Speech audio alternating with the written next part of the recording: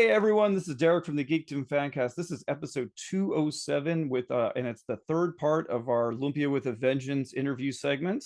We're still keeping the train rolling here, but today we have the extra special man behind everything. We have the writer, director, and all of the creative genius behind all of this stuff, Mr. Patricio Ginelsa. How are you, sir? How are you doing, Derek? I'm doing fine.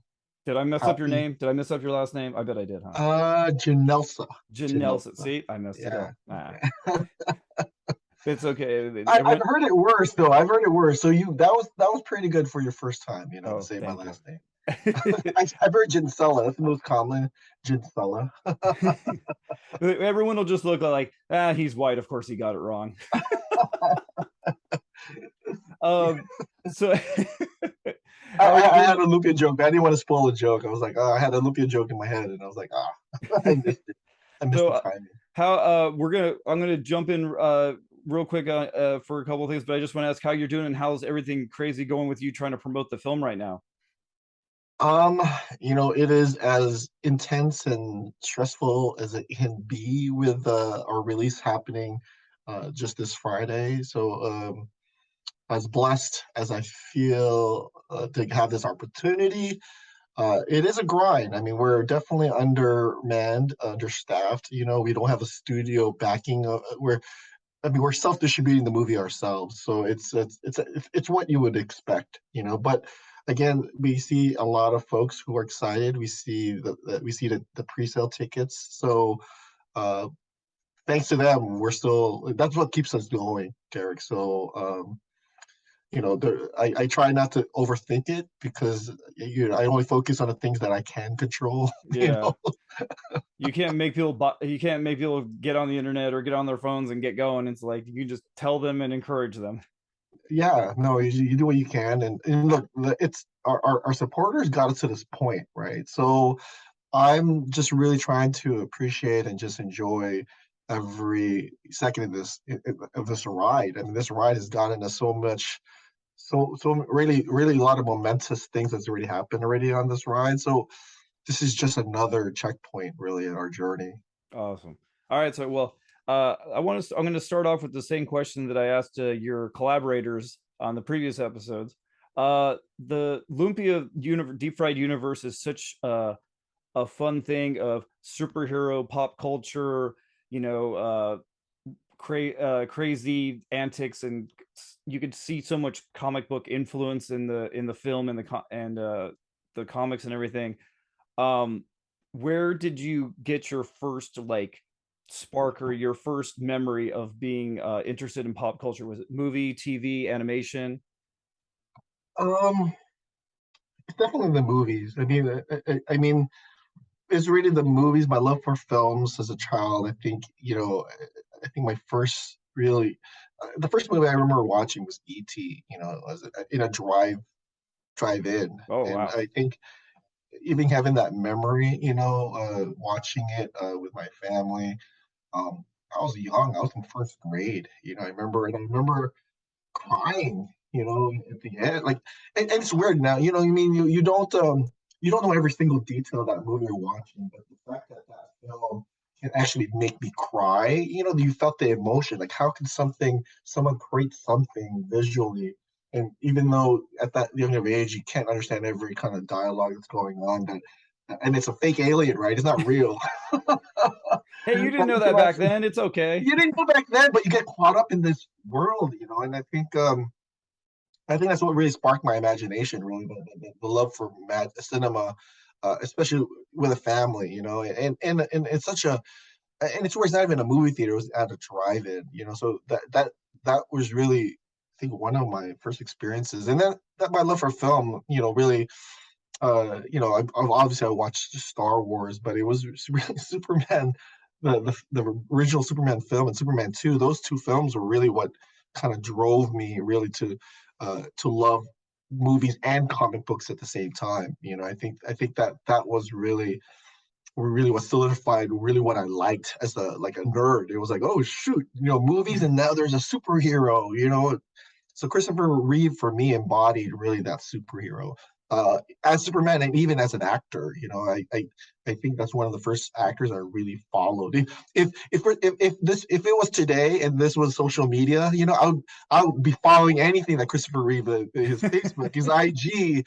I'd probably be such a like a diehard fan. I mean that's how much of a I really appreciated his career, and I realized how he was a Superman. I would love to see Christopher Reeve on TikTok. Yeah, I would be the first. I probably would try to head his fan club. I mean, that's really that young of age. It's just everything that fascinates me about him. Like he was Superman to me. Even in the comic books, I would get mad reading when I get buy comic books in the grocery stores, and if he didn't look like Christopher Reeve, that's not Superman. That's how really the comics and movies emerged to me, that Christopher Reeve was Superman. No one else was Superman. And to this day, no one can be Superman. You're like Henry, Ben. No, forget it. I'm out on all of you. I don't know who they are. You're a tough customer, but you're a loyal one to him. I'm sure Reeve would have really appreciated that. Yeah, well, it's the first. You don't forget your first superhero in a way. What got you into comics? That is true. Mine was. I don't know if mine would technically be a Superman. Mine was Ghost Rider. Oh, Ghost Rider! Wow, Ghost Rider. Which one? The Danny Ketch one? The Johnny Blaze one? Yeah, the Johnny Blaze one. Wow. The one from the set. I think it was 70s or early 80s. Yeah, the one with the flaming bike and the flaming head and everything. And he had the leather outfit and everything and stuff. Yeah, I always remember I can't remember the number off. I think it was issue 60, but I found it like a bargain bin, and it was like him on the cover holding a big ball of flame in his hand, and it was a big outline of a big green skull, and I'm just like, wow. What is this? This looks awesome. So do you have that cover? Do you have that? Oh, I have all the Ghost Riders. I have all the Ghost Riders. Oh, that issue that you just talked about. Oh, yeah. That issue? Yeah. Okay. I bought all the the original. I think it was, oh god, someone's gonna probably blast me for this, but I think it was 80 issues. I can't remember now, but they're all somewhere here on the floor. But do you get the graded issue? Like that's the comic no. I'd say for me, it's different, because for me, the comic book that really changed we're talking about Superman, but really the Transformers #1 issue, like that for me is like momentous in terms of a franchise, that I got a 9.8 CGC. That's actually my issue I bought as a kid. Like I'm proud that all these years later that I've kept that so pristine. That's a 9.8. Damn. Well, no, I even back when I was like 7, 8 years old, I've always for some reason just kept it really away from my parents. No, you will not touch my Transformers book. I know it's gonna be worth much, Mom. Watch me, Mom. Okay, so we'll going into Pat growing up. So as you were going through high school and stuff, and your interest went, so were there certain filmmakers you were following, or certain comic writers, artists? Like, where were you getting your influences for that would lead to you making your own product, or however you want to put it? Influences in filmmaking. It's funny. There's a lot. It depends on. James Cameron was really like the one when I started noticing body of work. Steven Spielberg seems very obvious because I liked E.T. and I followed him, but I think James Cameron, I just thought that his body work was early on was very flawless. I think very technical. It's almost like it felt like very legendary, right? You talk about, oh, this guy came from doing Piranha 2 and I did Terminator, and like I also like I felt like when you like someone's work, you kind of go backwards and figure out how they got there. So James Cameron, Terminator 2 was really one of my favorite movies for so long. And another filmmaker was Robert Rodriguez. I love him. Kevin Smith, and just now, and these are really my filmmakers are really all over the place, right? And John Singleton when he made Boys in the Hood was really the movie that got me interested in actually pursuing filmmaking as a career. And I remember the moment because I think my sophomore year in high school, I had a church group that I was a part of, and we actually, on a Friday night, we actually took a field trip to watch Boys in the Hood. It's weird to recount the story. The church youth group all went to watch Boys in the Hood, but that changed my life. I remember that was the first movie after watching Boys in the Hood, where I actually stayed for the credits. When all my the rest of the members already left the theater, I just sat there until the last frame was done. I was just really blown away. Number one, I just didn't know that world existed here in the United States. I was just South Central, really in LA, like they go through that stuff. They're killing I think it. And then I looked up what John Singleton did, and he became one of the youngest to be nominated for Best Director. And I just remember at that moment, I said, whatever this kid, whatever he learned, whatever school I wanted that. And I immediately made USC my dream school, not because I had no idea George Lucas and all these other Hollywood greats came from there.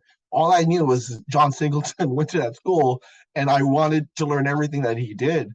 So if a black kid was able to make a movie about his experiences being black and his neighborhood, about his neighborhood, then I felt like, okay, maybe it was possible for a Filipino kid like me to make a story about my experiences as a Filipino growing up in Daly City, right? So in that, what activated me as a filmmaker. Like I remember started really researching my career, like how to get to that point. I remember talking to my counselor and telling her, asking her how do I even get to that? And because you have to keep in mind that at that point I was already movies was already always a hobby for me. I was already shooting films with my neighborhood every summer, and but never really thought pursuing it really as a career, at You're just that having point fun. until yeah until I saw Boys in the Hood. Oh, damn. So that that uh that like was the your gateway film. Yeah, to pursue it as a career. I mean, Yeah. and I think the James Cameron stuff got me into really kind of knowing about that genre, about filmmaking, that the sci-fi world. Well, Aliens is a And classic.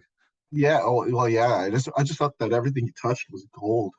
The writing, especially because he was a writer director, right?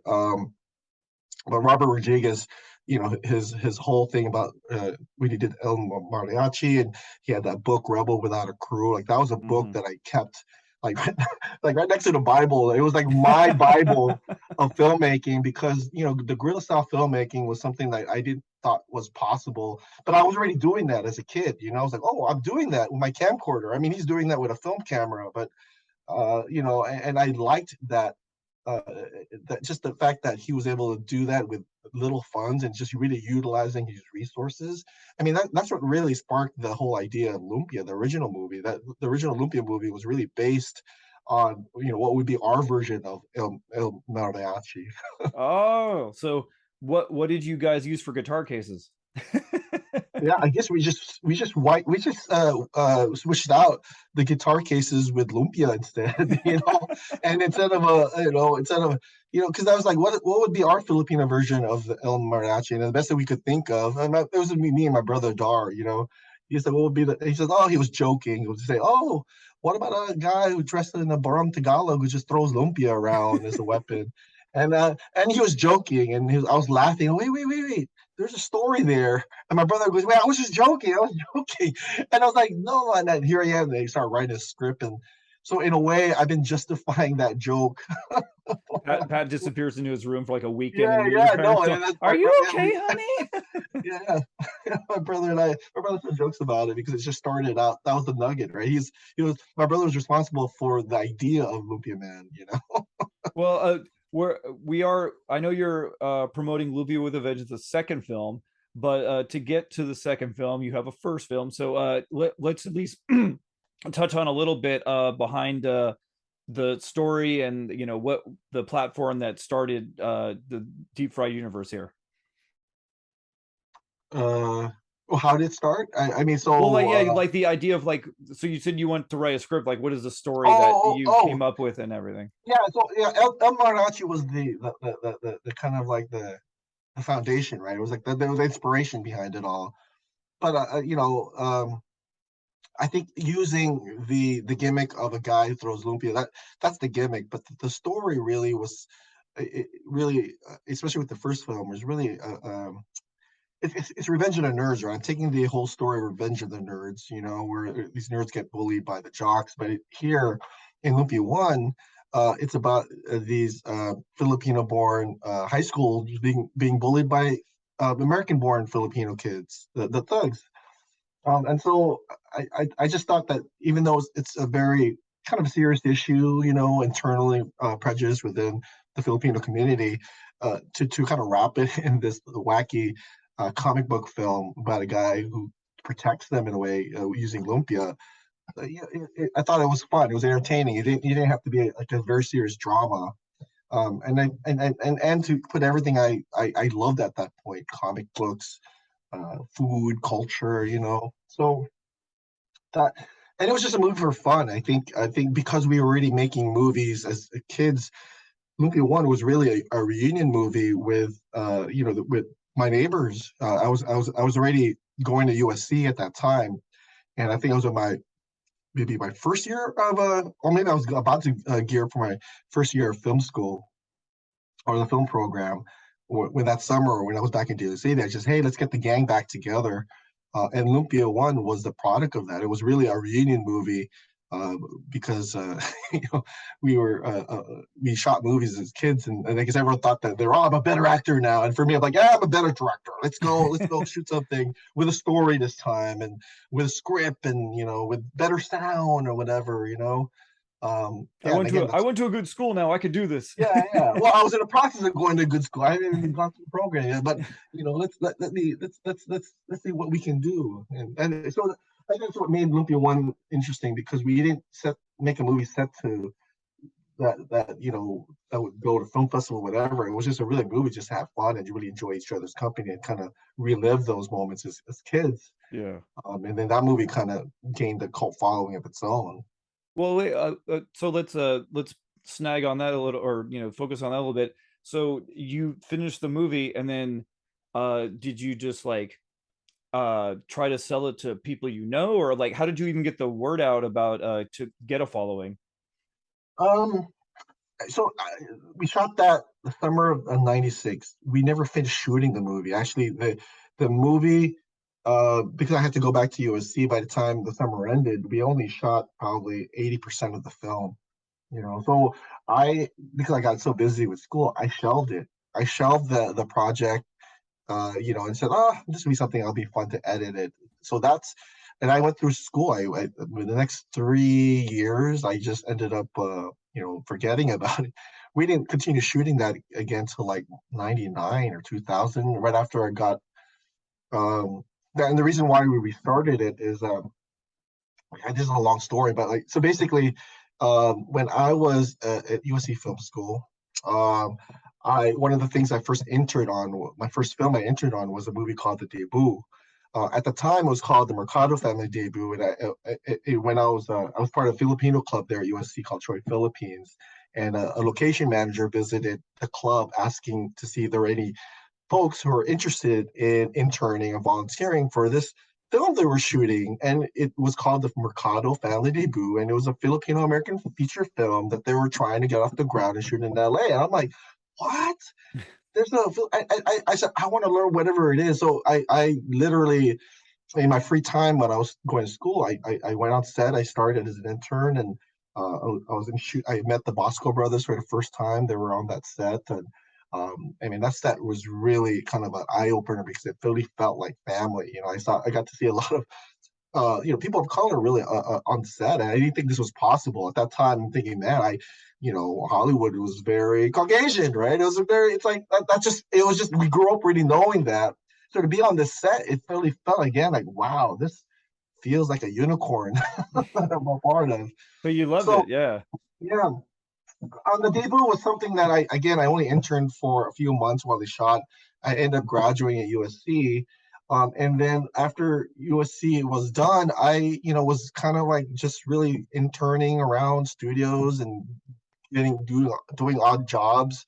And then the debut, I reunited with the director, met him, And I'm like, "Oh, where's the movie? We shot that." And he was still trying to finish the movie, and he recruited me. The real story, if I don't know the true story there, I ran into him at Best Buy. I ran into the director Gene Kahayan at a Best Buy. At that time, I always bought new DVDs on Tuesdays, and it was like one of Yep, my things to do. I was Uh, there too. yeah, and so I just ran into him, and we just kind of like reconnected. It says, "Oh, he recruited me again I became the intern coordinator because I guess he was about to release the movie, and then next thing you know, I'm while I'm part time, I was helping him, trying to get the word across and trying to recruit volunteers to help out with the promotion of the debut. And the next thing you know, I'm on tour for 2 years. I ended up I got upgraded to associate producer when the debut got released in theaters or in the film festival circuit. Ended up going on tour, self-distributed again. Got to travel the country in cross country, driving cross country 2 years, and really learning the ropes of how to promote an independent film, grassroots tactic style, pre social media. That experience was crazy.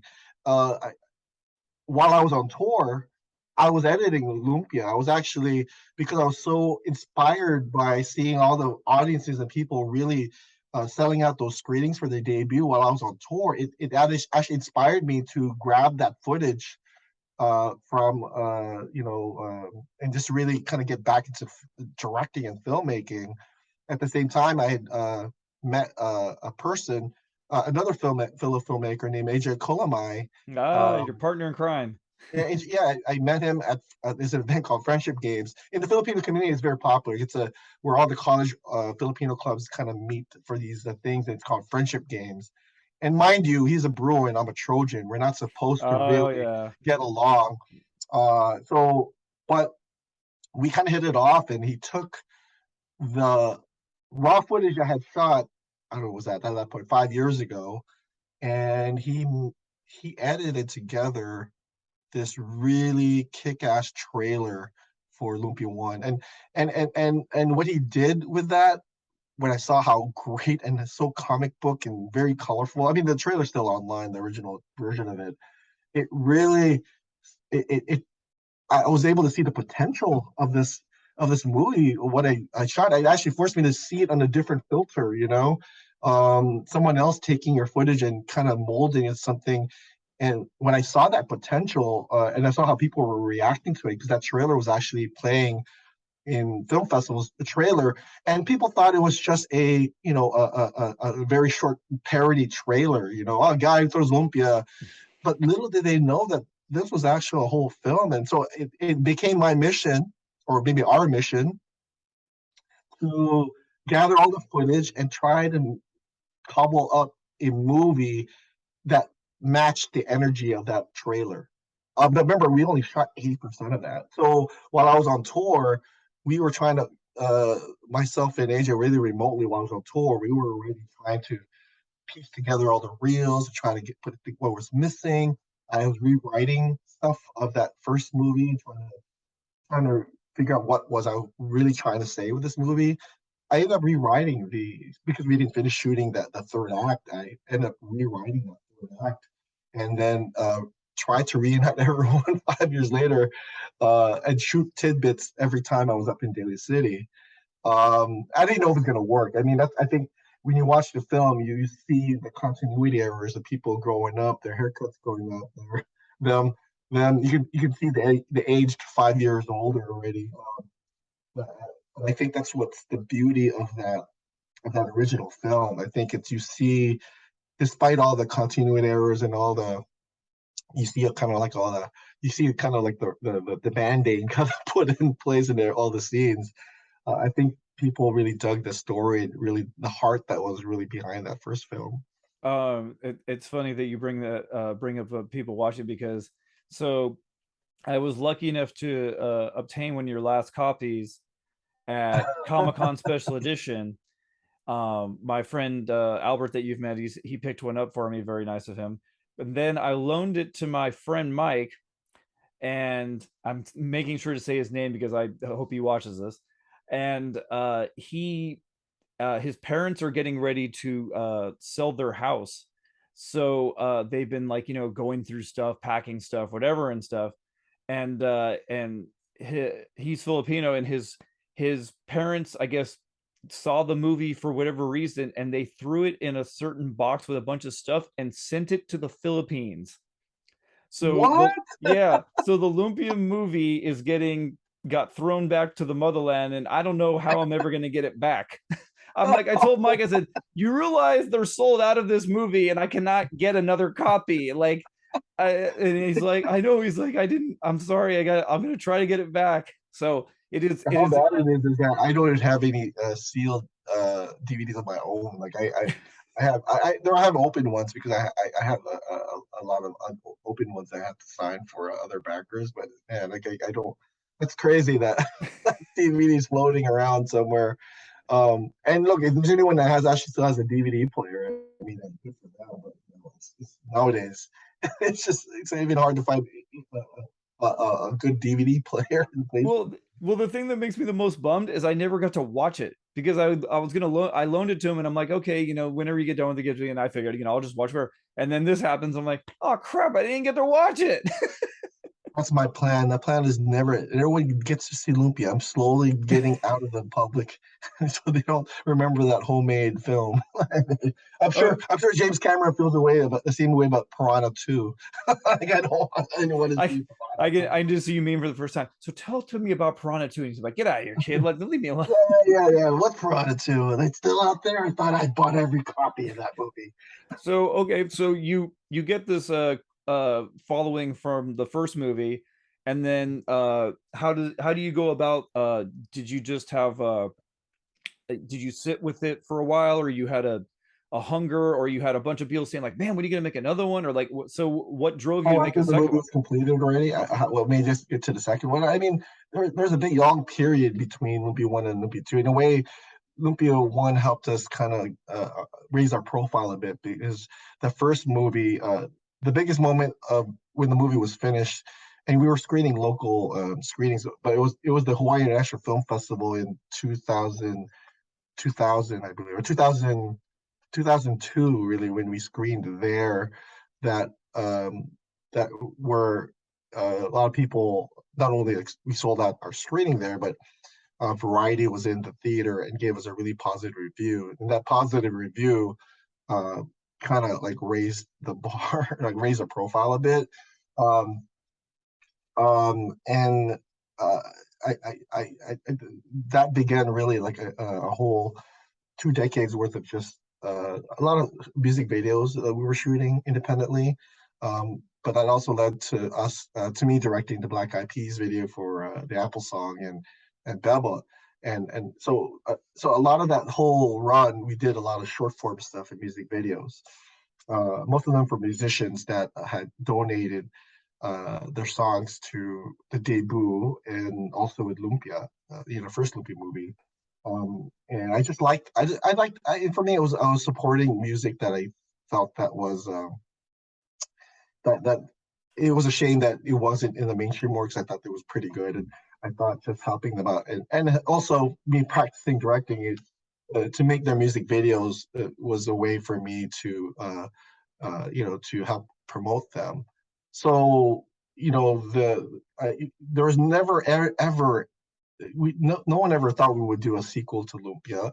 But everything that we were doing, we really called our crew the Lumpia crew because it seemed like that everyone in our team came from promoting that first Lumpia film. A lot of them were volunteers for me for the debut.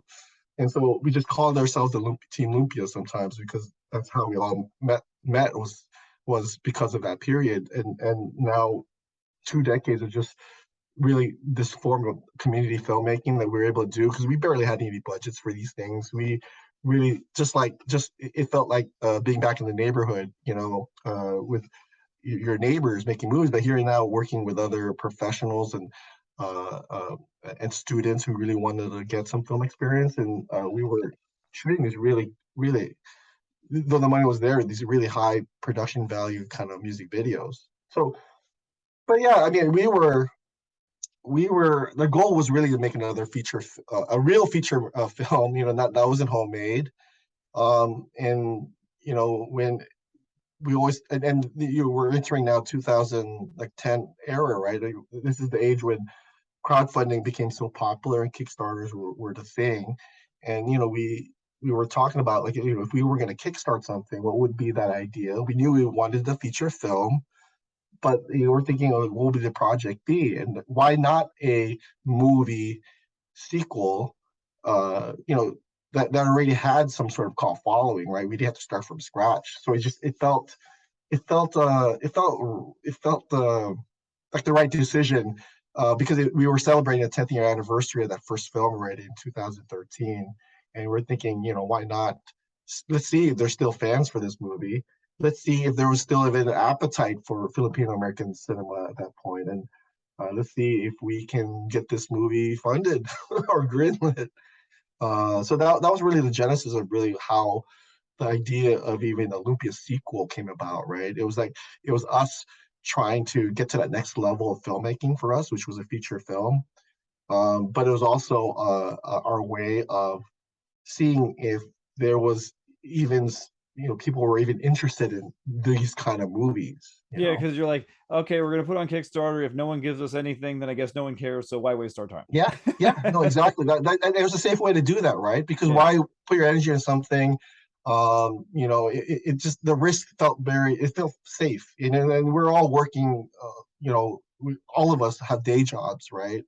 So it just felt like the safest thing to do. Yeah. So I don't want to go too much into, like, I don't want you to lay out the whole film, but for one of the key elements, so you already had Kuya, right, from the first one. Mhm. So why or how did you come about with the character for Rachel?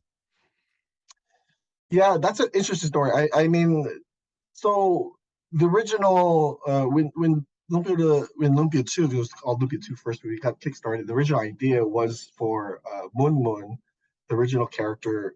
The sequel would be all about Moon Moon. I mean, that was like our first drafts of the script. It was all about Moon Moon growing up and trying to save Fogtown again. Um, and then again, this is again Francis Custodio, who plays Moon Moon, didn't feel comfortable carrying a movie, and he was also had a full-time job as an accountant. He was going to become partner of his firm, so acting was like the farthest thing of his mind to be, Yeah, it uh, makes sense. and I could not make a Lumpia sequel without two people, because I felt that they were the heart of the Lumpia film, and those two characters were Moon Moon and Tyrone. Like, I had to have those two characters instead, and of course Kuya. And let's not Yeah. forget Kuya. So if Francis, and I begged Francis to be part of it, so he says, well, I have to have a smaller role, so I have to find a new lead character. Who was going to be the lead character? So I felt the natural was to have it to be a son.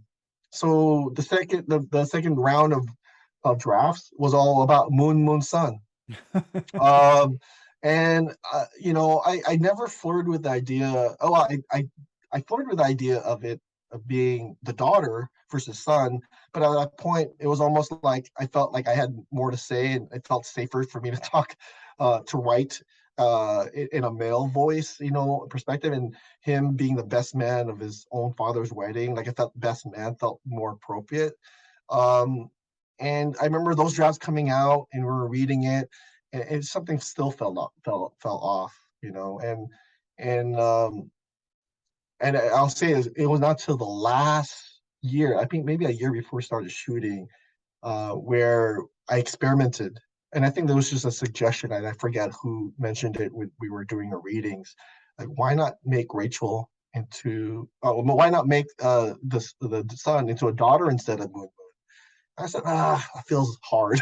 As a writer, it felt difficult. I Yeah, just because then felt you got to change everything in a way.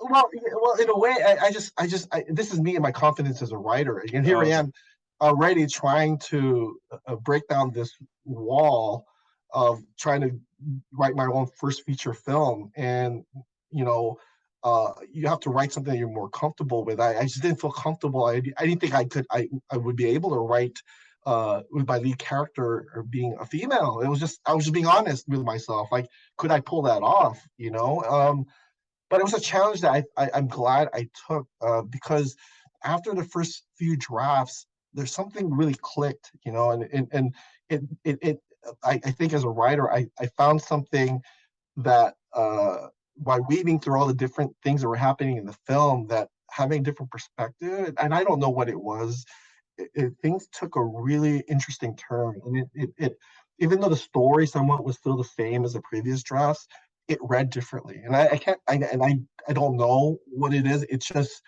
but a lot of that was really in the final product. It was really a testament to the person who I casted in that role, which was April Absinthe, Mm-hmm. and even when she was casted in the role, I was still rewriting the script even during production, even in post production, I was still rewriting things because I think in April I found a collaborator who was able to really capture the perfect tone of the film, like knew the right balance between grounding it and really being part of this wacky world. And and even again, we talked about Lumpia 1, the third act got rewritten, right? But Okay. again, in Lumpia with a Vengeance, I was actually rewriting the third act again with April's help. And that's not like she's writing it. It was almost like her voice and her character and how she was playing that. It's crazy. It's the first time I'm really talking about that whole process of writing. And now it's easier to say it now because the movie's finished and now looking back. But man, those were tough times trying to find that right tone. And I really have to give credit to April for helping me find Rachel. And meanwhile, while you guys are doing all this, you just have the Kickstarter things like going on. Yeah, well, the movie was a long process. I mean, we're running 9 years since that first Kickstarter thing, right? And so we always ran out of money. Like, we shot 1 year of production, and then we had to like halt production because we ran out of money, and then we had to crowdfund it again. We had so many rounds of crowdfunding in different forms, and something was merchandise, something, you know. But I think what kept us going was really we had the backers were always there. Like if we even flirted with the idea of giving up, we couldn't because there were backers. The Yeah. audience was waiting for us, right? So They're like, hey, we gave you money. We want a finished product here. yeah, and that's the thing. I was very adamant of saying I didn't want to create a half-assed movie just to fulfill an award. It had to be a movie that was really worthy of all the support we were getting all those years. Yeah. It was really a bar that we had to raise high, and I was gonna do what I had to do in order to make sure that the movie was gonna at least match that bar that we had set. Yeah. So going, I don't know, maybe even for future independent filmmakers that might listen to this or whatever. So when you wrote the script and you casted it and you started shooting, like, what did you do to, your actors or like the people that you had brought, because you had Mark, and you had April, you had Katrina, all these people. Like, what do you do when you run out of money? You're like, guys, I'll call you in a couple months, or like, what do you guys? How do you approach that as a director? You just like, just hang tight. We'll try to get back to this, or Uh, I mean, it's look, it's everyone has had buy-in, right? I think what I appreciate most about my cast and crew is that they understood this was an independent film, but I think they understood, they really trusted our decisions because they knew that they were gonna put their all into it, that we were gonna make sure that we came up with a good product they would be proud of. So I don't think we ever felt resistance from them. I mean, in a way, we're kind of I mean, I think, yeah, and for a lot of them, this was their first time doing a feature film, so in a way they were learning. But yes, it was, there's ever no right way or wrong way to do a movie. Well, there's, I guess, a lot of wrong ways to do it. And I probably did a lot of wrong ways with this film, but we were learning together. And I think that was the cool part of it as a group because um, the challenges that we did and trying to make the movie we did and the kind of and the quality we're going for. I don't think with the money we raised, it was we knew it was going to be difficult, but like I think that's why we had the resources and network to really get that. But what really got us through really wasn't again the supporters, but really our cast and crew who understood that. Like again, it would have been easy for anyone to say, "Oh, why you guys gave up? I'm not doing this anymore." It would probably just take one of those actors to say, why do I need to wait another year for this? But everyone had bought. We were just so blessed with that kind of attitude because they understood how difficult it was going to be, right? Mm-hmm. So, and everyone, uh, everyone wanted to make sure this movie was completed. I think that's, um, yeah. And then for me, my job or our job was to make sure that we get the funding and resources needed to get to that point. So, yeah, I wish there was a manual that could do what we can do because it was just sometimes we just have to figure it out ourselves. Robert Rodriguez didn't put it in the book, did he? No, he didn't. And I was gonna go and do because he did the blood thing, right? He did he donated a lot of blood to raise some of his Oh, funds. that's right. I forgot about that. I don't think I don't think I was ready to give that much blood. Yeah. Plus, they'll start turning you away. Like, sir, you've already been here like 5 times this week. You can't Yeah, give any no, more. I'm like Like, the value of my blood probably went down, right? okay, so I've seen you at a lot of panels at conventions and stuff. So forgive me. I know you've answered some of these questions many times. So you're doing all these things with a Kickstarter. You're getting money, then you stop, and then stop, and stuff, whatever. So how long did it take to finish principal photography with the movie? 2 years, but Okay. not 2 years like in a row, right? It was like it was summer times. We would shoot in the summer. Then we would use the. I don't know why it was always summer. I'm trying to think of why we were shot in the summer. It always just ended up that way. Then we shot again the following summer, and we wrapped in that fall. So over a span of 2 years, yeah. And then how long do you had to do, like, what, effects, editing, and everything? Post, yeah, that one took another year and 2 years, actually 2 years. Okay. And the pandemic was actually it helped us actually get to the finish line because we were working remotely. Yeah, I Yeah. don't know how much I mean, we're working remotely and you're like stuck in your thing. And luckily we were already in that phase. We were able to spend more time with the effects and work remotely I mean, AJ was able to recruit these visual effects artists and people have not even met in person yet. And we had this whole post-production team working sound, effects, music, it was amazing. That in itself was that phase I enjoyed because I was also putting my hat as a writer to rewrite some of the things, in post, but also putting my hat of things I wanted to learn. Like I did a lot of the visual effects. There's a lot of shots in the movie. I did a lot of comping and visual effects on my own. Um, the one I'm very proud of is if you see the ending credits and there's like all these animated graphics and stuff. Like I did that segment. I animated that segment myself. So it was like, so even for me, I'm still learning as a filmmaker, right? Like even though the directing thing and the co-writing is like the big credit, I really wanted to kind of soak as much of the other stuff, sound design and all that stuff. Very Robert Rodriguez of you. Yeah, I can't play guitar. I mean, unfortunately, I would have done the score myself, but You I weren't have a you lot weren't of sitting up there talent. behind the camera with a guitar and not doing the shit. No, You were behind I the can, camera with Eating Lumpia, weren't you? That's what you're I doing. do You're a saying, piano. I can play the piano a little bit. you're sitting there going crunch in between takes. That's what you were doing. They're like, Yeah, Pat, what do you think of that one? And then they're like, all right, go again. yeah. There's a signal, right? If it's a crunch, a really big crunch, it's a take, and then if it's kind of like a little weak crunch, it's like okay, we gotta do that again. Everyone, like, all the actors look at it, it's like, oh, by the crunch thing, they're all looking at each other like, oh, if they're concerned or not. Okay. So I want, this is one of the things that I've kind of heard at conventions, but I've always wanted to just personally ask you myself. So you did all this principal photography for a couple of years. I'm sure there's many things you could say, but just go with one for sake of argument.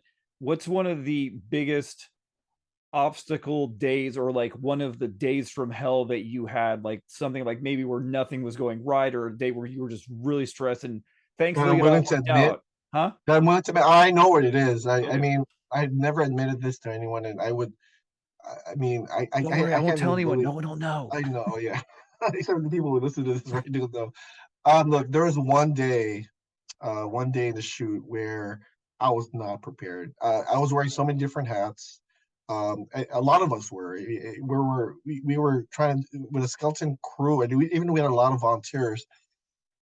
There was just so much going on, there's one particular day where we didn't even have a shot list. I was not even prepared. I didn't even know Oh, what. Yeah, it was just the worst. And there's so many extras happening. There was a lot of stuff happening that day, and it was the worst day. Because number one, I was unprepared. There was a shot list that was just all over the place. So we kind of knew what we wanted to shoot. But in my head, usually I was really good at kind of taking chaos and making sense of chaos. Things got really chaotic. And I remember that time after we broke for lunch, I was really frustrated with myself because I think I didn't hit what I personally wanted to do once we hit that lunch break. And I just remember like just running off somewhere without knowing where I am and just really taking a breather and just yelling like what I got myself into. Worst day, I was yelling. I may have made cried. I don't know. Like it was almost like I felt. So this is the one thing that there's a quote from Steven Spielberg I remember hearing after the fact that directing for him is a lonely island. When I heard that quote, it's like it's so true. It doesn't matter how many people are helping you and how many people are enabling you to realize your dream of directing is that when it comes to being a director, it is a lonely island. There's certain creative decisions you're making and your choices that no one else knows what's happening in your head, right? And so it feels lonely because you gotta have to make those decisions yourself. And I think at that moment on set, I really felt I was alone on this island. It really, and I think it made me want to scream because it's like I wish someone could tell me what to do. So that was hard. It was hard, and I think a lot of that really factors in is just uh, the grind of independent film because sometimes you start questioning, like what? We're doing a movie, a guy who throws lumpia. You're starting to hear the voices in your head saying that this is going to be the worst movie ever made, man. yeah. And So so it's up to you to kind of like push those voices away, like see, I told you, like you were so unprepared for this. They're gonna think you're a hack and you're they're all phony. gonna laugh at you. If any of these cast members find out that you don't even know what's supposed to happen this day, they're all gonna quit on you. So that Yeah, everything was on that day. I mean, yeah. I got it together and got through that day pretty good. But man, that was really uh, a really dark time during production for me that no one really knows about, Yeah. except me. Okay. Well, I'm glad you were able to persevere, and I'm glad you were able to like uh have the strength to keep going on because we got a good film out of it. Oh, I appreciate. I mean, again, nothing in this journey has been easy, and I'm Yeah. not, in a way, I'm still fortunate that I still want to make movies if I'm allowed to do another one. Okay, so let's fast forward a little bit. So you've got the movie essentially in the can for the most part, and you're ready to start hitting the festival circuit, and then the pandemic hits. And now, Yes. okay, I know you're saying that, how you already kind of got ahead of me a little bit, but how you were able to actually make it a play. And Lawrence and Gerald, that from the other episodes, they talked about how, you guys actually, it ended up being a blessing. You're able to do more with the film and stuff. But Mhm. I want to get, maybe, I don't know, not an exact moment necessarily, but like when that hit initially, before things got better, like how did you deal with that? You're like, you were ready to go, you're ready to put the movie out, let's go, let's do this, and then crap. Yeah, yeah, it's crazy because we were supposed to premiere in LA around May, I think May 2020. That was supposed to be our original premiere. And I remember because the premiere was already happening, that we were shooting, trying to think of ways to promote that screening because the release was happening. And at that time, I was directing a music video with April. April Absinthe created the theme song for the movie, and I was in we shot her music video. I actually got into my music video realm, and I got to shoot the music video with her. And then the pandemic happened. This is like we finished wrapping that video for a few weeks. So we were in a rush to do everything, to get the stuff done. Oh, let's get the song out. Let's get the music video. Let's start promoting this thing. At the same time, we're still trying to get the movie was not finished completely. The sound wasn't there. The visual effects weren't there. There's still a lot that had to be done in literally 4 weeks. It was crazy. How much time had they? And AJ had a plan. We had a plan. We didn't have the money. It was like, how are we going to do this? And then everything shut down. And I think, when it did get canceled and that festival became a hybrid or a virtual festival, they ended up playing the original film instead, in its place. And we decided to just, take the time to finish the movie, and we don't even know what's going to happen after that. But yeah, I mean, did you see it as a blessing at the time? Were you relieved, or were you like super bummed? Or I think, you know what, it's funny because I think at that time the movie, we were still kind of thinking that maybe even the pandemic was already kind of starting already, that there's a chance at that time that the movie would still make its premiere. Like we didn't find out till late in the game, so we were still kind of like grinding it out as much as we can until we gave up. But we decided to kind of just put a halt in it. But I think more than ever, we were all scared. I mean, like I think the movie.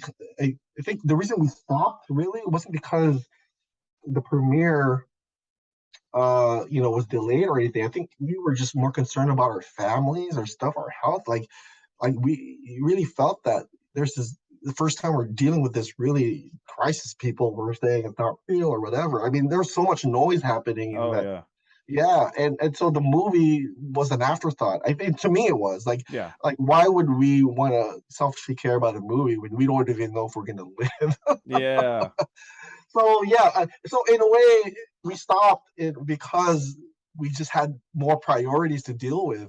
yeah. And the music video I shot, kind of like to this day, I have not even finished the music video. That's how crazy it's been since so anyway, Someday.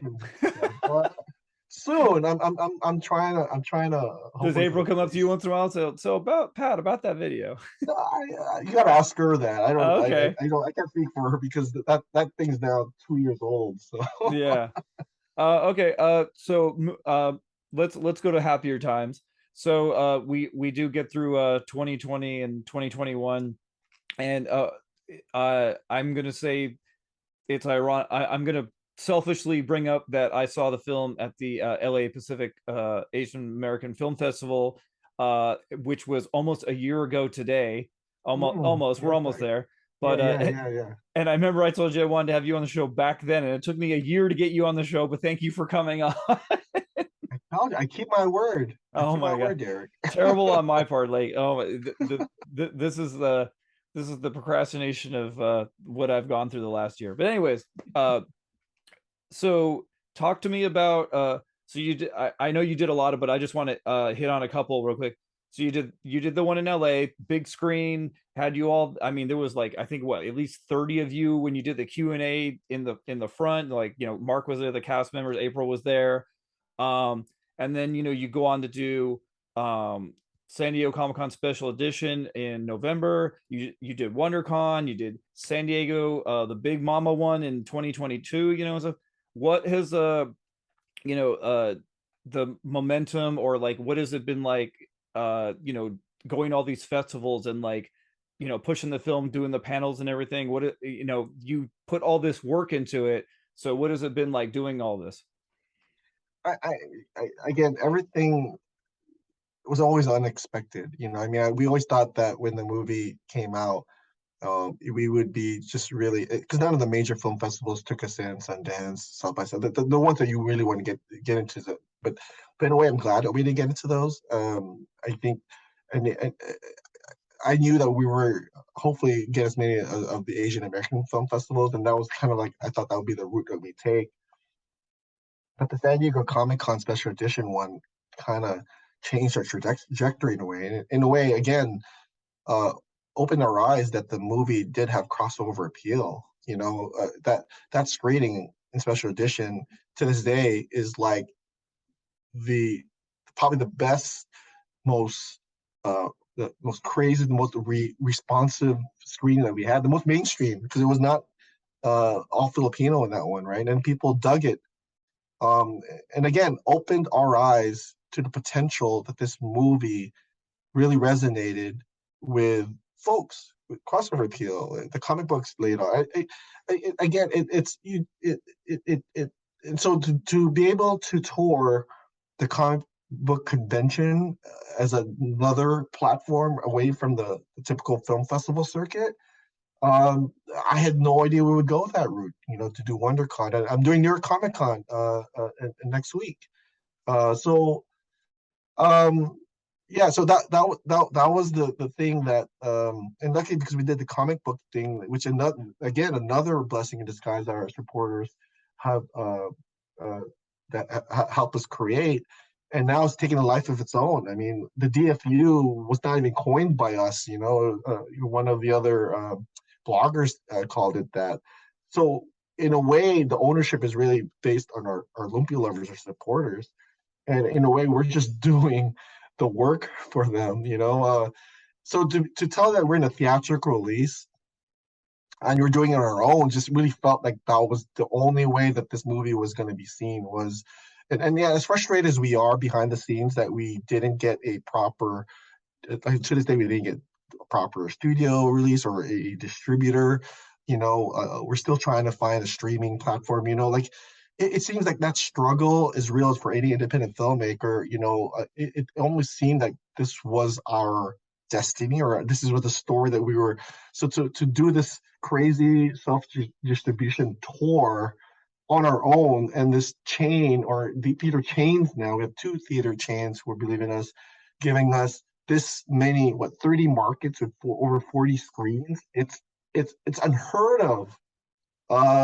So I don't know what to say. I am as speechless as I am today than the night that we crowdfunded this 9 years ago, because to this day I still don't know how on that last day of our Kickstarter we were able to raise over 20,000. We were down 20,000 on that last night. And when people say viral, right? I experienced viral. We all experienced what viral was that evening. So I really feel, that this is when we say a community project, that Lumpia with a Vengeance truly is one because the community really made it the way it is. Yeah. Well, that's great to hear. I do have to bring up I want to get to we're going to get to the comic book in a minute, but I want to bring up I was talking to Gerald about this, and he told me, he's like, "Yeah, you got to ask Pat. The icon you got going behind you, the two little lumpias and the Yeah. sticks."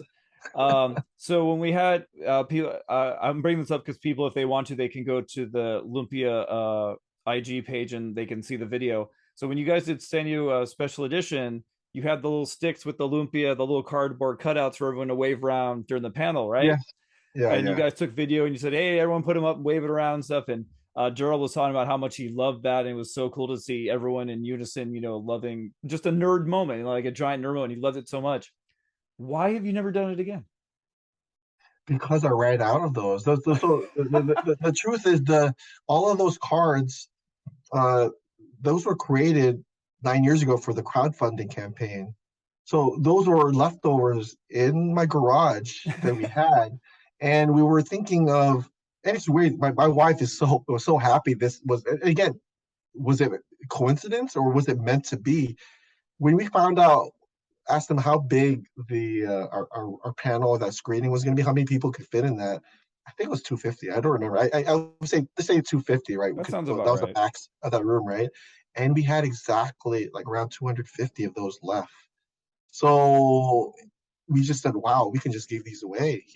There's no way it could be more than that because there's no chairs to fit them in. And so Right. I would say that while we were flirting with the idea of doing that for San and these other conventions and even with this theater release, we kept it special. That I think that's a moment that so now like those things were exclusive. Those were the last batch we've had. If anyone's lucky to have them, you'll notice that it still says 2013 on them. We kind of try to cover it on a sticker, but those were not created for San. Those were so. Gerald likes that moment. We all love that moment. It's a big moment, but we just. I remember we were trying to say could we create more. Those were hard to create, by the way, because I remember a printing company was very gracious in doing that. But I know how hard those were to create, and we were all those were handmade. Like my wife was actually Melanie. I should credit my co-producer, my wife Melanie, who literally with the wooden sticks, we ordered those separately and glued them, hand glue one by one. So even those are handcrafted. So if you had one of those, really rare thing. And we did, and we're about collector's items and stuff. So we felt that we didn't want to recreate those. So if you have one, you have a collector's item. I think that is a great explanation. That Yeah, works. yeah, That yeah. works for me. I would have loved it. I know we could have done it for this release. But why cheapen that moment? Yeah. To end that moment in the Comic Con, it just felt like, oh, keep that, treasure it, don't Uh, repeat it. I was telling Gerald, I actually I have mine, and you've signed it, and I've had a lot of It was them. a ship to the Philippines, right? That's great. It was a ship to the Philippines. It's awesome. No, that one's in with me. No, that one's in with me. But yeah, my friend Albert gave me the idea because he got his signed, and I have to admit I stole his idea, and I got all you guys to sign it, and then I even took it back with me to this past San Diego Comic Con 2022 and had Mark sign it. So now I've got pretty much, Oh, yeah, I now, remember that. Yeah. yeah. So Mark's like right in the center too. That's what's funny. But I got pretty much the core cast on it and stuff. And so it's like Oh, the see, I silliest. am so jealous. Yeah. I'm so jealous. I wish me as a director, I can't. It's hard for me to even gather all the crew together because we're always so busy to even get my own stuff signed. 'Cause I wish I was in your shoes sometimes. I could have a moment, and have everyone sign it.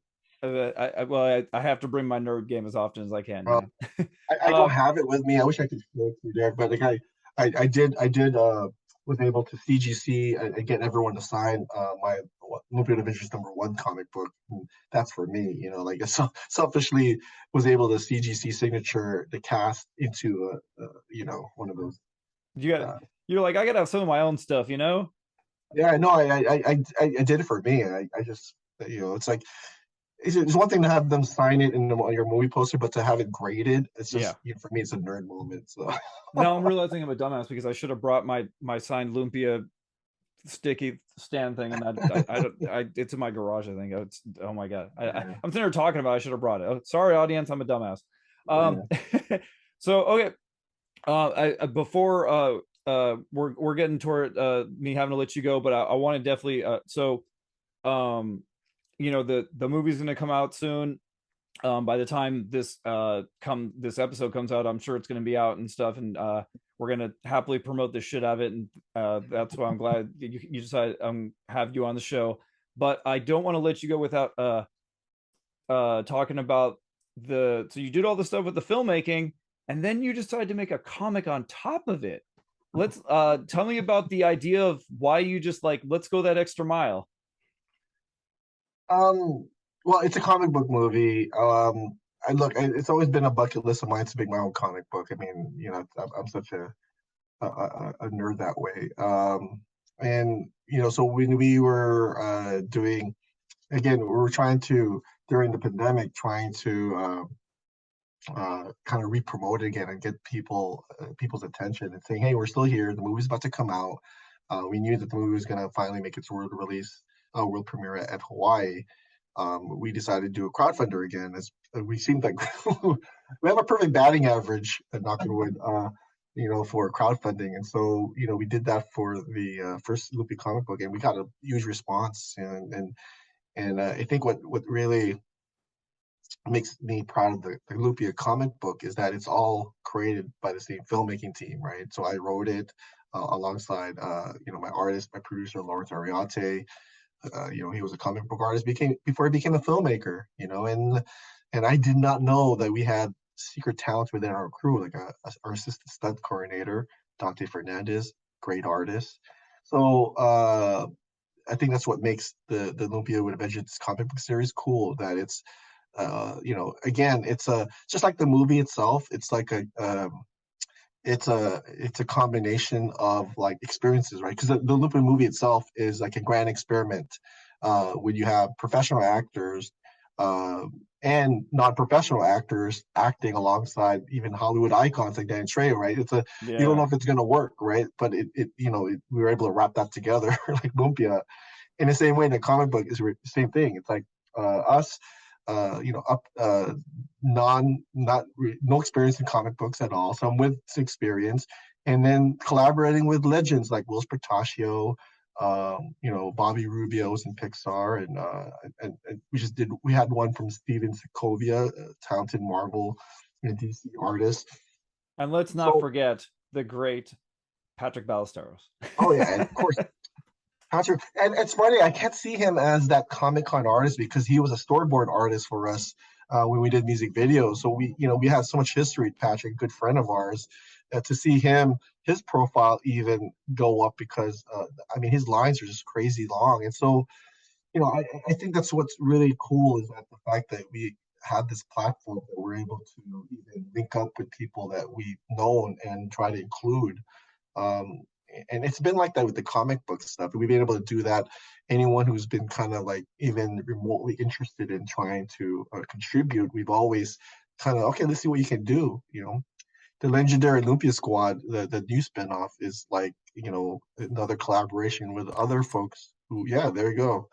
That, and it's really it's forcing me really to comic books really forced me to kind of expand on the storyline and things that I was really flirting with. And this is because of the response to the film, Derek. I mean, Yeah. like folks like you who come back for repeat. It just, again, just like how the movie, we were, wanted to make sure we satisfied our supporters and backers. In a way, making the comic book, like I want to make sure that we continue the story, and I'm just always very careful, like where we go, plant the seeds because we want to make sure like folks like you and the people who are support us they enjoy what we're creating. So it's tough. We're still doing it independently, and but we're all having fun doing it, so that's the most important part, right? I'm gonna grab this real quick. Actually, I should have had it out. I read this bad boy. Oh, the trade paperback. All Yeah, right, I read this. that's we sold. We're running low. I think we only have a few copies left of Well, I Jason didn't even get the Atienza. special cover. I got the other one, the second printing or whatever. I didn't get the glossy, Well, glitzy both of one. them are very rare now. So Yeah, like you guys sold out of it before I got. I mean, it was my fault. I waited till Sunday to go to your booth to buy it. That's on me. That's my fault. I should have went there sooner. But my point is, I read it and I thought it was really cool because so for people that don't know, and I think this is a great time for the movie coming out. So you guys inserted bonus scenes from the movie, and you put them in comic form. So every time you put the scenes, you go see the continuation in Lumpia with a Vengeance, and it's always referring to seeing the movie, yeah. right. So like I I don't know if really that's been enjoyed done reading it before. after seeing the movie so many times and seeing all these like extra scenes. Yeah, I don't know if that's been done before. When I with comic book adaptation, movie adaptations, I've always collected them from Return of the Jedi to even the obscure one, Superman. Like I have this in my comic book collection. I have this like section where I really collect like anything that's movie related. It could be from the 80s or whatever. I think I even got the Masters of the Universe motion picture like adaptation. I like that. I think it was always intrigued me is like how do comic book writers adapt the movie, especially with comic book films, like a comic book that became a movie and now it's being adapted back into a comic book. Like I just like that. And I didn't want to take that path with Lumpia the Vengeance, right? Because we couldn't because we were using that to promote the film. So issue one was really it started because of Lumpia one. Like what was the Lumpia one going to be? And it just felt natural well, okay, we gotta bridge that gap between Lumpia 1 and Lumpia with a Vengeance. So talk about so that was really what the essence. And then when it came up to issue 2, okay, well, we did a prelude. What's after a prelude? It just felt like, again, this was not planned out ahead of time. We Yeah. we didn't even know we would go past one issue. But I think that's, again, like this whole evolution of really really forcing us, you guys putting your hard-earned dollars to force us to think creatively, like how do we continue this. So the interlude I like because it's almost like I'm writing deleted scenes. It's almost like deleted scenes that would be in a Blu-ray that we never shot. Yeah. And this is probably a lot cheaper. Yeah, no, and then so again, those are idea, and I mean, someone out there, is there something that has done that before, where they take a movie and it's like, I know there's a lot of uh, things where they do stories behind it, but we do it in different chapters, so we can cover all the different characters, Plus, and oh, yeah, and also um, match them with the different artist styles that we have. plus I'm not going to, of course, spoil it, but the third issue, very interesting how you have a continuation from, it's like the epilogue from after Lumpia with a Vengeance, and Oh yeah. it was a nice little I won't say twist, like I'd say reveal, and I liked it. I was like, oh, all right, I like that. So And that's the thing. It's like that is what we as creators love, that because I like that as a nerd, right? If you make a movie and you want to know what happens after it, and then people are like, "Oh, okay, intriguing," and so yes, you're right, because that's the postlude, right? It's happened after that. It's I was we were scared, we were doing issue 3, like, because that one was whatever we decide there would really kind of create the path to that would be considered canon, right? DFU yeah. canon. So even that spun off Gemini and the legendary Lumpia Squad, and then we announced at San Diego Comic Con that we were really thinking of a third film. So in a way, that's really the excuse for a lot of these stories, that we're really planting the seeds for what would possibly be a Lumpia 3. Before I guess second to last question, before uh you get the movie out and stuff, so you announced a third film, and also is there going to be more comic books? Because you have the Lumpia Squad, you have the Gemini comic, or are you going to do completely different stuff, or Yeah, we will do more comic books.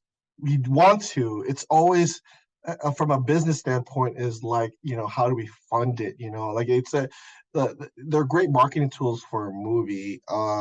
But even for me as a independent comic book publisher, I'm still learning of how I can, make it more. They're not cheap to make, and already people are already kind of contributing it.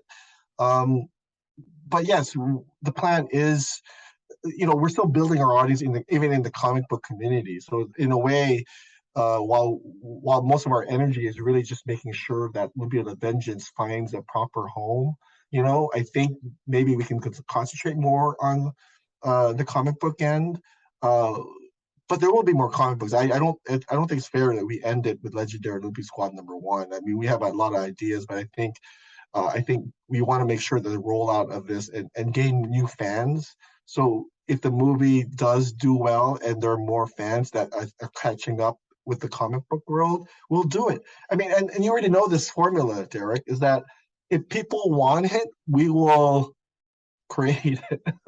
yeah, you're like you said, as long as they keep backing the Kickstarter, oh, okay, we'll put another one out, Yeah, and we'll put another one out. I just haven't launched that next Kickstarter. I mean, even the next comic book that we announced that we're making isn't even Lumpia related. It's a DJ graphic novel. So I'm really doing a side project on a different corner of the DFU, right? So something different with that. But expect some announcements soon. I think come the new year, 2023, we hope to have exciting, delicious news coming up. Yeah, I like that. Can you say anything about the third movie or no? There is a title that we have. I can tell you what the the old title that's not going to be called. That's a tease. The old title that we're not going to use. Not gonna get. I can tell you the title it was a like we thought of, but we decided it wasn't going to be called. I mean, sure, let's have it. It was going to be called Lumpia Reloaded. I'm definitely glad you didn't go with that. Oh my god. It's a. I mean, I'm more going for.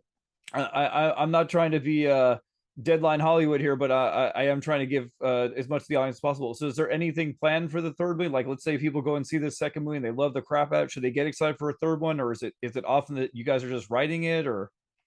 Um, when you watch the movie, there is kind of a little tag that we put in the end. So depending how people really respond to that tag, it's a you know I can only say that we are developing developing like we already have sort of it lives in my head like it's not Okay. there are certain they're not full drafts yet but I have that because of the comic book because once we did issue 3 and the spin-offs I had to already come up with sort of the plot line for the next film. So I mean, it just seems everything has to come in trilogies, right? So it just felt like about how it's going to happen, when it's going to happen. I mean, We'll see. that's yeah, we'll see. TBD. Yeah, yeah, uh, to be I, announced. I haven't got. I didn't really get to ask you at Comic Con because it was so crazy, but I kind of want to ask you right now. You did a nice little for people that don't know, and they can see on social media though. But you did a nice little kept it close to your chest though, and then you just laid it out at Comic Con at the panel, and the entire cast and crew are up on stage, and everyone just lost it. And what was that like? Were you just like for like a couple weeks or whatever, just like wait till we get to Comic, and or like and like I remember Gerald came up to me and something. They're like, Pat didn't tell me anything. Um, Comic Con's always. I mean, again, I always try to imagine if I was on the other side of that. I mean, I've been through enough Hall H experiences, where people, there are certain announcements that that even I remember to this day, like my favorite ones, and so again, they're in moment, right? Just like with anything that's been happening this journey, I'm like, man, what could I announce in this panel that could, get people excited and talking about it, right? And it's not like we just announced it. I've only announced that if the reaction to our theatrical distribution wasn't great. Like when we got a really good response to that, I really felt that okay, this crowd was ready, was worthy of this announcement. Yeah. I wasn't really, I was kind of so-so on it. To be honest with you, I wasn't sure if I should do it or not. But no one, yeah, you're right. No one knew about it. No one knew that we had even a logo. That logo, I won't even say when it existed. It's been out for a while between myself and Leroy David, who created even this one here for all Uh-huh. the all the illustrations. So Leroy David, he was the illustrator for the first film, and so that Lumpia 3 logo was already created months. I mean, I don't even remember when anymore, but so there's only a small folks that know about really what we were planning with it. So yeah, I again, I don't know. Much like we already said already, like I even surprised at where we're at this point with Lumpia the Vengeance. And so for me to start Lumpia 3's journey that way felt very right. Um, I agree. and and I don't know, just like with this movie, I don't know where Lumpia 3 is gonna take us. I don't but I am just like you, excited to find out Yeah. where we're gonna go. All right. Last question. I asked this to your coworkers. You say coworkers, collaborators as well. So uh, the last year and a half, whatever you want to consider it, doing all the conventions, film festivals, meeting people, getting feedback. Now you're getting your theatrical release. Uh, I don't. I know it's probably not easy, but like sum up your emotions for what this is last year and a half has been for you. Um, yeah, it's weird because maybe the journey's not done yet, and it'd be easy for me to kind of really sit back and reflect. There's just right now there's so much grind and hustle that still needs to be done that I haven't really. I'm just learning, honestly, to really just celebrate and take in this moment. Um, the San Diego Comic Con stuff that even just happened just a few months ago. That was crazy and a out of body experience. In a way, I felt very numb. It was like, but when you see pictures and video, like, wow, that's how it looked like from the fans' perspective. Um, so I feel a mixture of things right now. I feel nervous. I feel anxious, but I feel very blessed to be on this ride. And again, I think it always it validates everything for me when I see how much people share it and love it and want to learn more about it. Even for you to even pick my brain on what's happening, because I'm still trying to figure everything out. I don't even have all the answers. But what I've always been appreciative of the Lumpia lovers and the folks that come support us is that they're they are almost writing the script for me. They're the ones who keep this thing going, and it'll continue if their support is always there. I think, you know what I mean? I don't think anyone wants it to stop, and um, and I don't want it. I think we're having fun with it. I think that's the cool part with Lumpia the Vengeance. But what's the weird thing is that we have not even, like, there's so many folks out there that have not heard about us, who I know if they knew who we were and found out about the movie, that would fall in love with us. And so we have not even it's weird. Someone just put this in perspective. Like, it's like we have not even because we don't have the marketing dollars and we don't have the studio backing, is that, like, we have not even hit our full potential yet out there for even just this Lumpia the Vengeance. So in a way, that's what gets me excited, is like, oh, the potential of it. Can just a strong word of mouth, and just the folks that already follow us really get us to a place where we can really do amazing things. I don't know. I think that's what keeps us giddy. It keeps me as a kid at heart, is that there's still, and that's what's fueling this idea for Olympia 3. And it's like, the fact that people are excited and want to see this DFU keep going is what really keeps us. It's like, we still want to play this playground. We still want to play. We don't close it yet. More people want to join in the playground, and that's the goal, right? Everybody getting Pat's sandbox. Yeah, it's amazing, and the thing is, it's not even just my sandbox anymore. And I think that's what's so cool, is that everyone's contributing and they're creating their own little castles here and there, and it's I think, and for me, at some point, I know I'm getting emotional just thinking about it. It's like, I'd like to slowly just kind of step away from the sandbox and just see everyone just playing, and that's just me, just seeing everyone still playing. They don't even notice I'm gone, but they're still having fun and doing their own things. And that's the cool thing. I mean, it's almost like the Stan Lee legacy, right? He just steps away and everyone's still playing in Stan Lee's sandbox, in Marvel. So I don't know. I thought it was great. I thought it was a great answer. Perfect. Well, before I let you go, please give everyone that's listening to this the information they need to see the film. Yes, lumpiamovie.com has everything Lumpia in it, except the food. You can't order food in Not there. yet. You can watch Lumpia, you can read about Lumpia. So everything on social media is at Lumpia Movie. We open up starting September 30th, and just check out our list of screenings.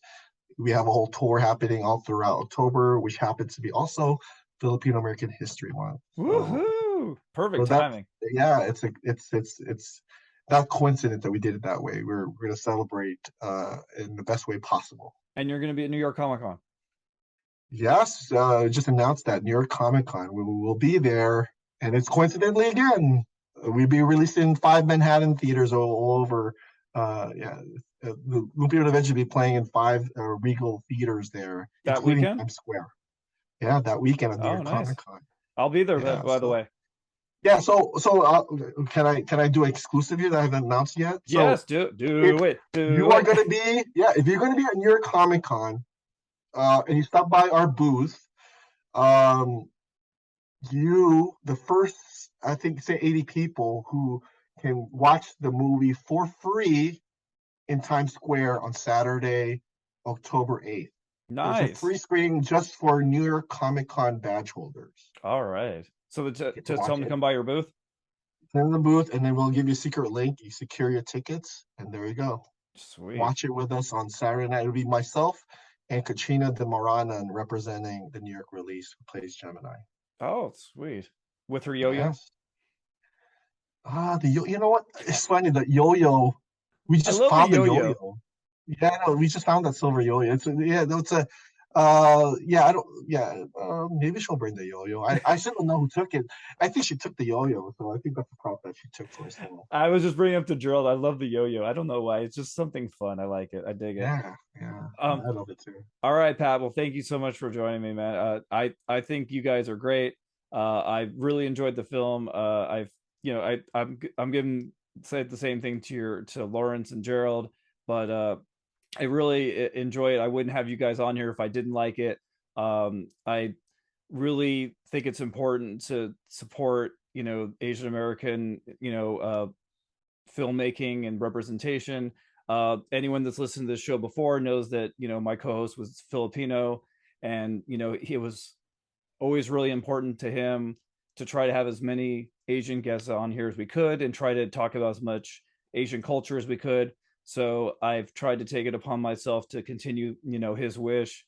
Even though we don't do the show together, it was important to me then, and it's important to him then. It's still important to me now, and I know he would still want me to do it, and I'm happy to do it, to carry on what he liked. So, And that's awesome. Thank you, Derek. I mean, a lot. Again, it's cool. It started with someone sharing lumpia, because you always have to want to share your lumpia, and so and his no, that's parents awesome. never made me lumpia. Now that I think about it, I'm gonna have to bug him about that. I mean, like, Mike, why didn't your parents ever get me lumpia? What the hell? Because they were Um, eating it. It's a secret weapon, man. I'm telling you, that's what's happening. but yeah, I wish you so much success with the film. I hope it does some great numbers for you guys. I hope you guys get really good exposure, and I hope people send you wonderful feedback, and that you're able to get more screenings and it's able to grow a beautiful, wonderful, blossoming flower. Oh, thank you, Derek. It Yeah, means a lot. but to everyone else, this has been the Geekdom Fancast. You can find us on the Twitter and the Instagram at Geekdom Fancast, or on any podcast app. Just search Geekdom Fancast. If I am not on there, please let me know and yell at me so we can fix that. But until next time, we'll be saving a seat for you at Rachel's parents' wedding. All right. Thank you much, everyone. Take care. Peace. Awesome. Thank you, Pat. Oh, thanks, Derek. I gotta go. I'm really, Oh I have no, to yeah, wedding, but yeah. thank you so I much. tried to get, what did I do, like an hour and 10, I think. That's cool. You're good. It was good. It was a good conversation. I'm glad I whipped up enough energy for you. I was worried that, man, I'm gonna clash or whatever.